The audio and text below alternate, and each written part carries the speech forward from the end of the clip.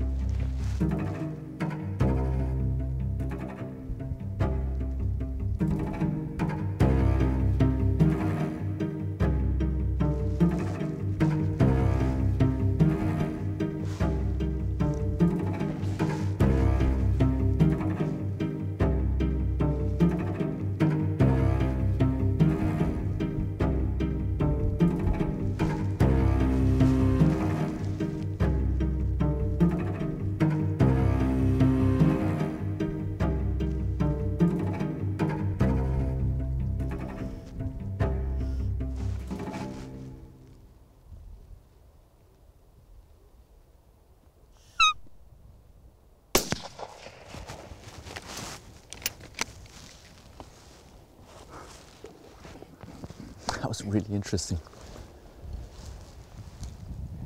He was at the beginning maybe 250 meters away. It's a great management buck. On the left hand side he's only got a spike, thin, old buck. But you could see with the first tones that I was calling him, with the high tones, after maybe 3-4 minutes he began at some point to lift his head and to get a little bit interested. And he started moving towards us very, very slowly. And I kept calling with the high tones. I changed to another call, which was an even higher tone. Yeah, he was interested, but not really. And then I thought, okay, I'm going to try the low tone and see how he reacts. And as soon as I started with the low tone, the buck came in to 50 meters within a minute. And so I always find it depends on the buck whether he will react well to high tones or low tones, to loud calling, to more quiet calling. And as you can see, the buck was only 200 or something meters away, but we've been calling now for maybe 10-15 minutes. So it's not only important to call long times for bucks that you think are coming from far away, but also bucks that can be very close around you that you might not see, can take a long time to get to you depending on how rutty they are and how interested in the call they are. And some bucks, they will be lying down and they will listen to your calling for 20-30 minutes, and then suddenly something gets into their head, they'll get up and they'll come in running like a steam train, and you think, oh, he must have been coming for kilometers because he was running like that. He may only have been lying down 100 meters from where you're calling. So patience is an important part of calling bucks. And also I find the high and the low tones to change between that, because some bucks like the highs and some bucks like the lows. This one liked the lows.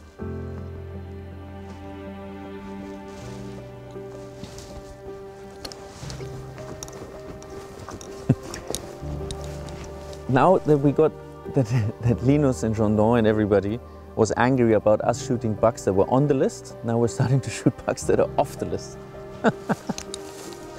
Right? Now they're going to get angry that we're shooting bucks that are not on the list. So then we have to go back to shooting bucks on the list.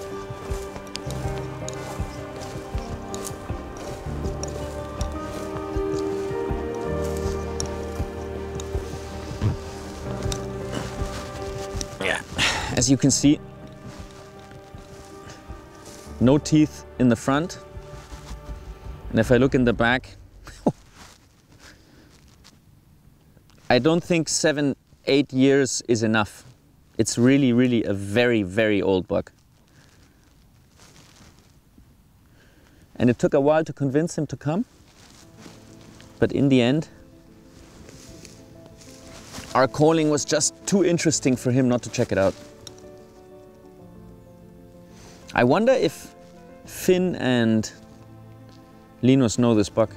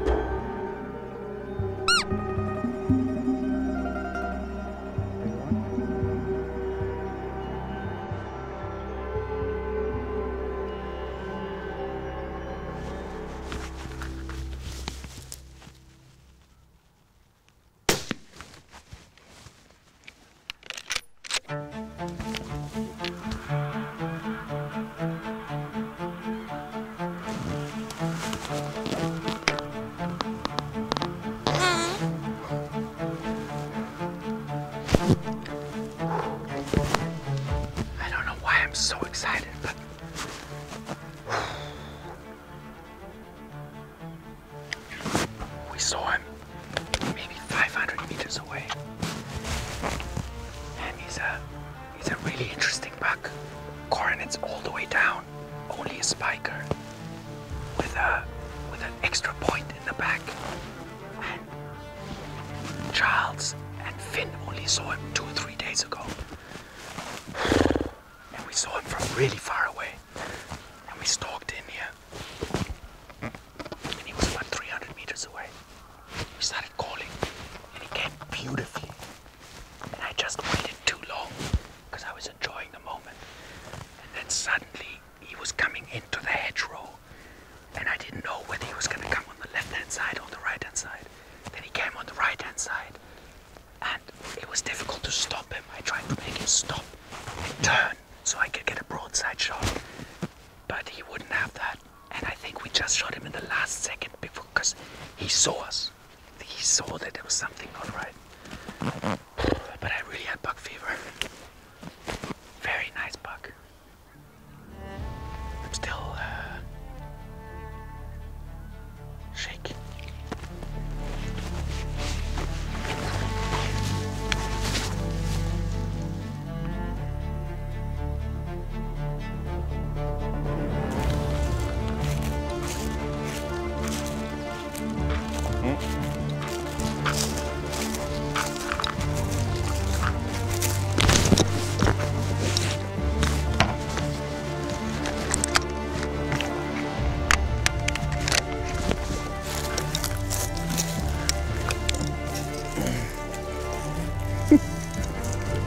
What an interesting buck.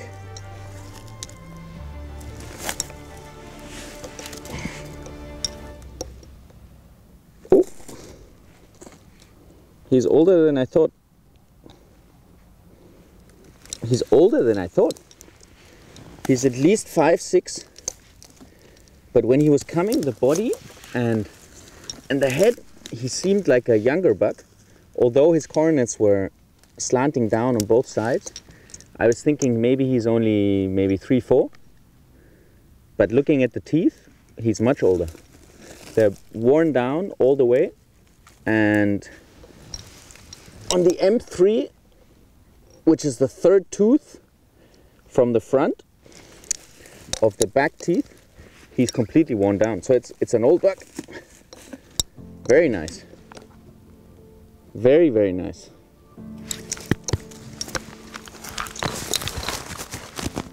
Happy hunter in Sweden. He's really a special looking buck. I mean, he's a murder buck. Murder buck we call bucks that have no front or back tines. So he's just a spiker. He's quite thick at the bottom, very close together here. Then he comes out. He becomes a little wider and he has an extra point in the back. It would be really interesting to figure out what he looked like the years before, but as far as I understand, Linus and Finn cannot make out which ones of the bucks that they know in this area is him. So I don't know why he turned out like that. Maybe he had a fight last year, maybe he had some kind of damage done to him during the rut, or maybe he didn't come through the winter correctly. But these type of horn structures usually mean there's something not quite right. If I look at the legs, he seems fine, because usually if there's something wrong with the back legs, they become abnormal on the opposite side of the leg that they have a problem with. But both his legs seem fine, so very interesting. One of my most interesting bucks, for sure. Fantastic. And the shot.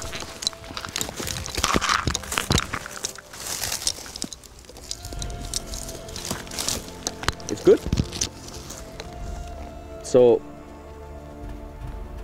and as you can see, the VMAX, 58 grains, it really opens up even on the entrance. This is the entrance side. I think it probably hit a bone when it went in, and then a lot of fracture, which it's supposed to do with varmint. It's a varmint bullet. So, as I said, I don't have my rifle here because I've been